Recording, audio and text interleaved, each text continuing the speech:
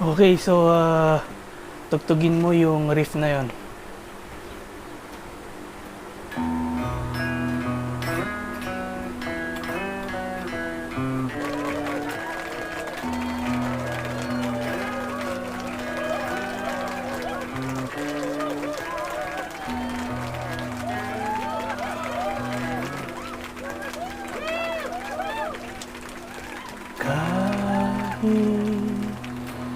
Ikaw ay magaling, sa'yo lang lalaki. Wait. Hindi yan yun eh. Hindi ba yun? Mali. O, hindi. No. Sa videong ito, alamin natin ang mga nota sa fretboard.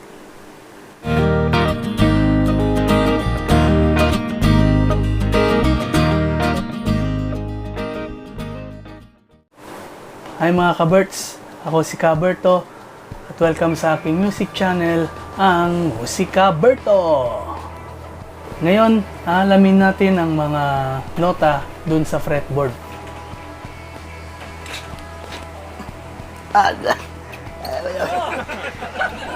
Okay. Nasaan yung pick? Yung pick.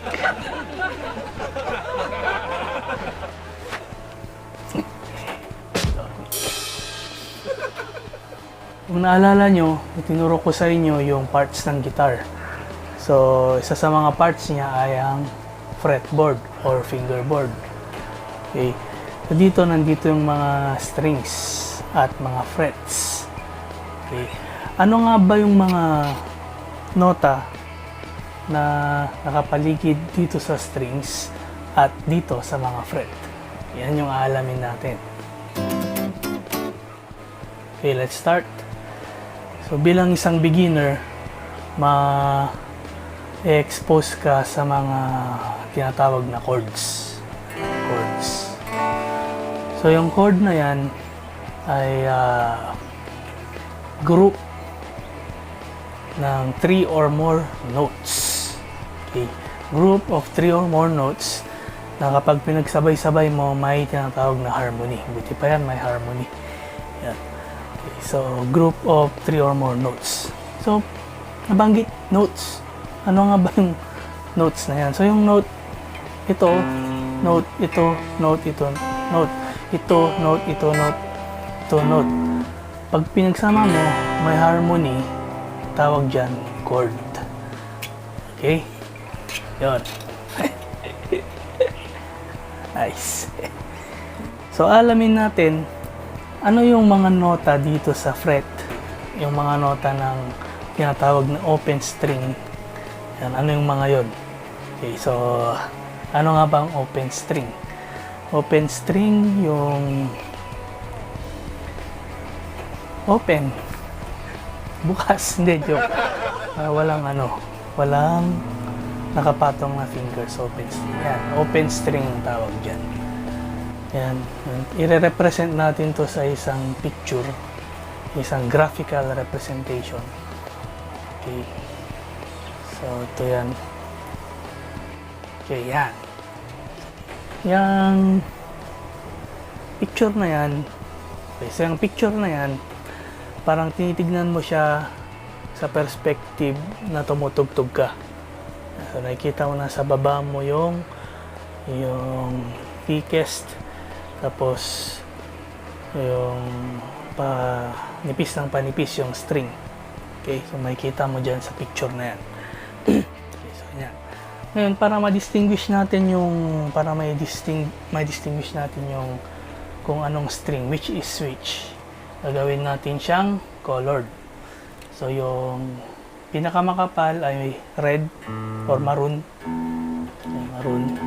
Tapos yung yellow, yung susunod, and then susunod blue, tapos yung sunod orange, tapos green, tapos pink. Okay, gets? Maroon, yellow, blue, orange, green, pink. Okay, kuha. kuha. Next. So, ito yung mga nota behind dito sa 6 na strings na to. So, E, A, D, G, B, at E. Ulitin natin. Okay. E, itong pinakamakapal. Tapos A, yan. Tapos D, tapos G, yan. Tapos B, tapos E, high na E. So, ginawa natin siyang maliit na letter sa representation natin. So, may mga ginawang mga mnemonics para matandaan mo yung pagkasunod-sunod ng mga notes na yan. Okay, so meron akong mga naiisip. Yan, halimbawa, kumusta sa La Union? La Union. Sasagot mo, eto, ang daming gwapong boys sa LU.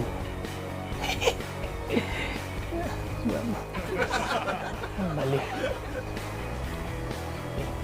Or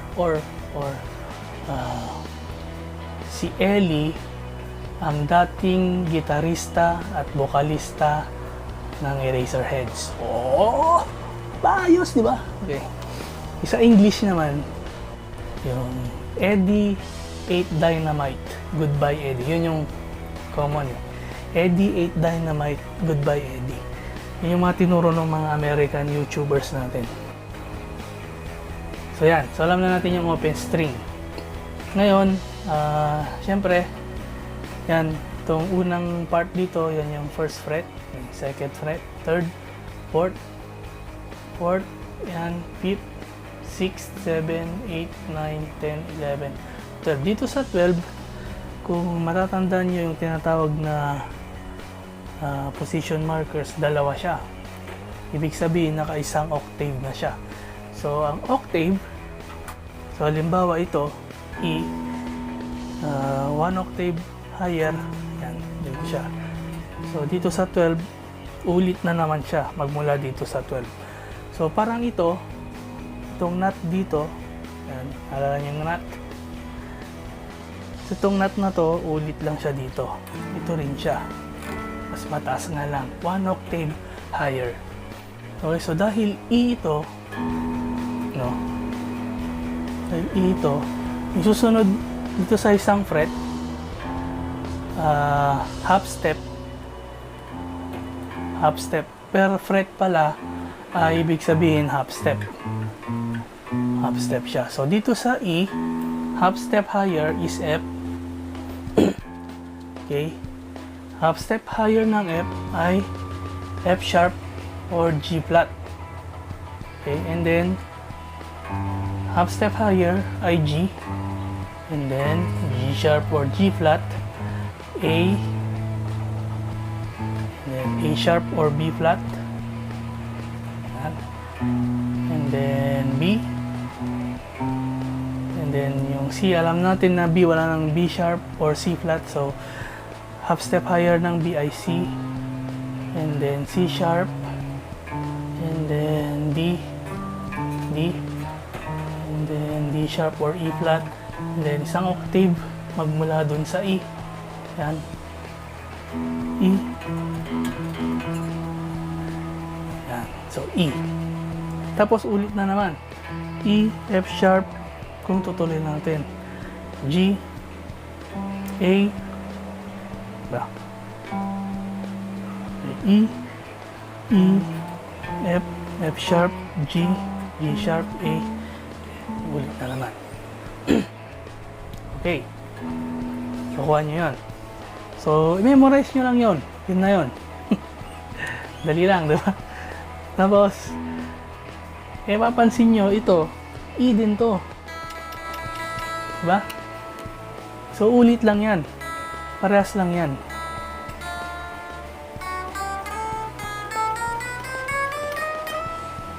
Parehas lang yan. So, na-memorize mo na, dalawang part ng strings. Yan, dalawang strings. yung makapal sa yung maliit, alam mo na kung ano tong mga to. Pag na-memorize mo na to, alam mo na rin to. Okay? Diba? Nakailan ka na? Apat na yung na-memorize mo. Yung open string, saka dito. Yan. Diba? Ito yung E, diba? Ito yung F. Diba? Ngayon, punta tayo ng 1, 2 fret. 2 frets higher. And then, punta natin yung pangatlong string from dito sa baba. Yun. So, itong dalawang to. Kita nyo? To, saka to. So, alam nyo ba na ito ay parehas lang? Yan. So, kung F to, F din to. Diba? Ayos ba? F yan, F din yan. So, tutuloy natin F, F sharp, G. Yan. G sharp, A. G sharp, B, C. And so on. Diba? Okay. So, ganun lang yung pattern niya. Yan. Parehas yan.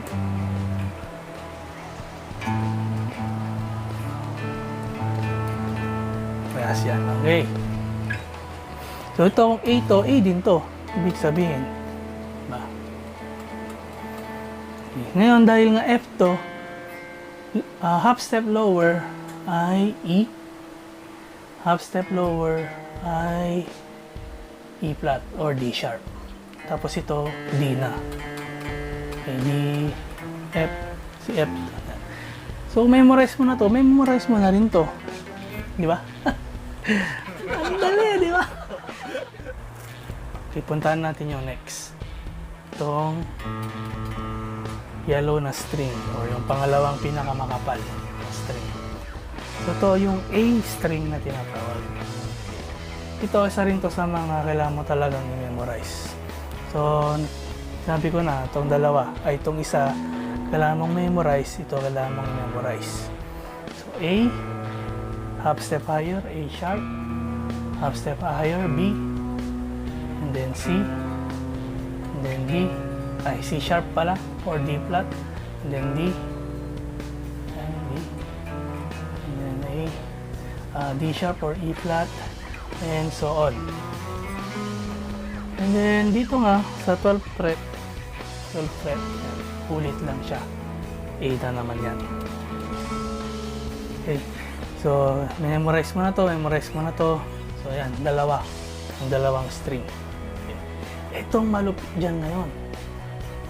Okay. So, kung pupuntahan mo ulit yan, ito, saka ito, yan, parehas lang yan. Oh, parang yung kanina, parang ganito lang. So, parang ganyan. So, kung ito ay A sharp or B flat, ito rin siya A sharp or B flat. Ganyan. Yan. So, A sharp or B flat, ito ay B, ito ay C, and then, yan, C sharp or D flat, and then D, and so on. And sa 12th fret, G. So, kung G ito, ibig sabihin G din to. Nice ba? Dali lang. Dali. Oh. Parehas lang yan. Diba? Okay. Ngayon, dahil nga ito yung tatawag na A sharp or B flat, a step lower, half step lower ay A, and lower ay A flat or G sharp, and then G.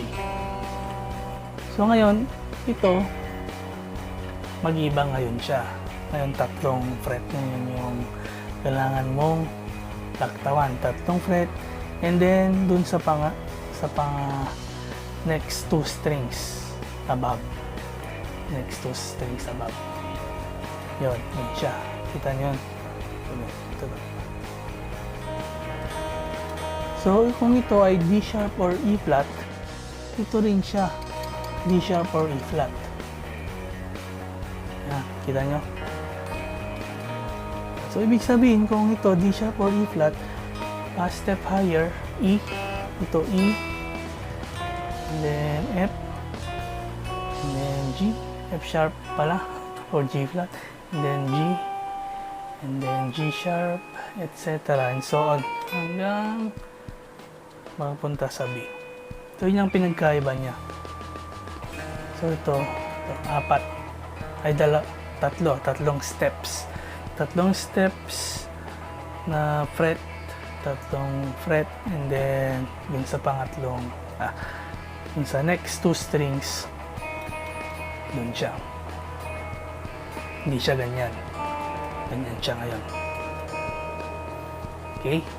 So ngayon, dahil alam mo na to, alam mo na rin yung lower, D sharp or E flat, then lower is D, and then C sharp or D flat, and then C, and then B. Okay? So far, so good. Dali lang, di ba? Okay. Kung mapapansin nyo, dito nag-iba na siya. Dito sa blue. Nag-iba na siya. Iba na siya. Ngayon, dito rin yan sa pangalawa. Dito sa G string. So, dito sa G string, ganun din. Tatlong frets din. 1, 2, 3. Then, dun sa next two strings niya, parehas din lang. Yung papansin nyo. So, ganun din. Kaya lang, memorize mo na to. Dahil dito, sa kanina. Diba? Pero, yung principle, ganun din. So, dito lang siya nag-iba niyan. Dito lang siya nag-iba dito sa dalawa. Yung D string sa G string. Okay. So, ito yung summarize ko lang. Ito yung open strings, yung E, A, D, G, B, E. Okay, so nabanggit na natin yung mga mnemonics. Tandaan nyo lang yon. Dali lang naman eh. And then, ito, isang octave higher. Nakaparehas lang yung nut. Yan, diba? Parehas lang niya. Okay, and then, ito, dahil nga E ito, memorize mo to. E, F, G, E, F, F sharp, G, G sharp, A sharp, B, C, C sharp, D, E sharp, E. So, memorize mo na to, memorize mo na din to. Ito, kasi parehas lang to. Okay. And then, dito sa ganitong shape, parehas lang siya. And, ito, parehas din. Yung shape na to. Okay. And then ito, parehas to. And then ito, parehas to. Pero hindi mo na kailangan gawin to kasi nga memorize mo na rin to. Dahil memorize mo na rin to. Okay. Yan. Yan, kuha ba? Ayos ba? So, alam mo na yung mga nota dito sa fretboard. Ibig sabihin, alam mo na yung mga kailangan mong patungan. Patungan? Patungan para kabukan ng chord. Para makabukan ng harmony na tinatawag. Okay? So, memorize mo yung mga notang yan kasi dali lang, di ba? Memorize mo lang at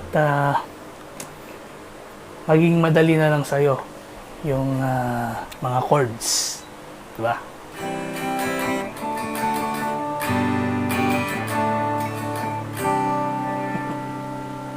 Sama. Diyan nagtatapos ang ating video mga ka-Berts. Huwag kalimutang mag-like, mag-share at mag-subscribe. Tap mo na rin yung notification bell para palagi kang updated. Tandaan, hindi tayo nag-goodbye. See you later lang. See you later! Bakit ba ganyan? Pag-ibig ko'y lagi kang pagmasdan. Umulat umaraw ay hindi pagsasawaan.